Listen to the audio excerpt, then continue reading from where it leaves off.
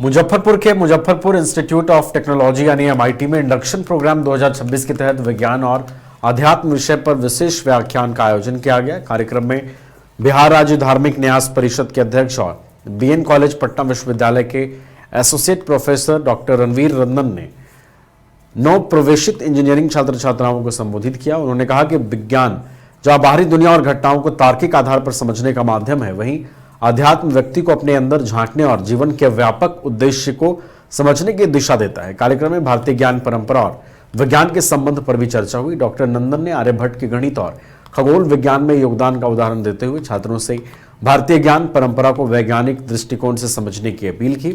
उन्होंने आइंस्टीन के विचारों का उल्लेख करते हुए ब्रह्मांड के रहस्यों को जानने की जिज्ञासा पर भी जोर दिया। छात्रों से कहा गया कि बेहतर इंजीनियर बनने के लिए तकनीकी दक्षता के साथ अनुशासन, कृतज्ञता, मानवीय संवेदना और सामाजिक जिम्मेदारी भी बेहद जरूरी है।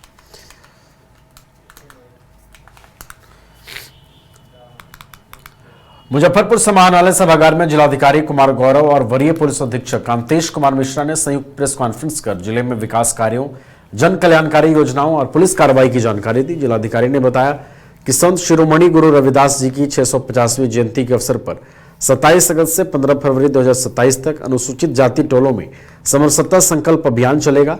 इसके तहत लोगों को 22 कल्याणकारी योजनाओं का लाभ दिलाने का प्रयास होगा। वहीं ऊर्जा विभाग की ओर से 17 से 22 अगस्त तक विशेष शिविर लगाकर बिजली बिल और विद्युत विपत्र सुधार से जुड़ी समस्याओं का समाधान भी होगा।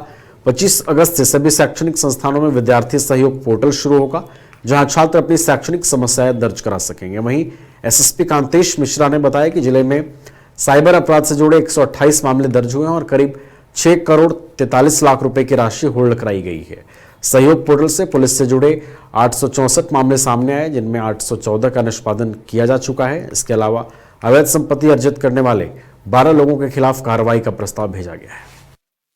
जो आयोजन कराया जा रहा है उसमें वो अपील कर सकते हैं, तो इसमें भी बच्चों के द्वारा अपील करके वहाँ माननीय मुख्यमंत्री जी के समक्ष भी अपनी समस्याओं को जो प्रेस कॉन्फ्रेंस बुलाई गई है मुख्यतः साइबर अपराध में जो की कार्रवाई और आगे हम लोग जो करने वाले हैं उस संबंध में अवगत कराने से है। इस वर्ष अभी तक साइबर में 128 मामले दर्ज हुए हैं, 19 गिरफ्तारियां हुई हैं और जिसमें कि 5 ऐसे अपराधी हैं जो कि डिजिटल अरेस्टिंग करके लोगों को धोखाधड़ी कर रहे थे।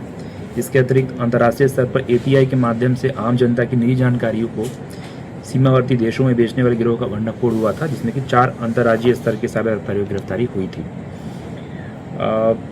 जहाँ तक साइबर फ्रॉड के राशि की बात की जाए तो लगभग 6 करोड़ 43 लाख की राशि लगभग हम लोगों ने होल्ड कराया है, जिसमें से 82,68,000 के आसपास राशि हमने वापस भी कराया है।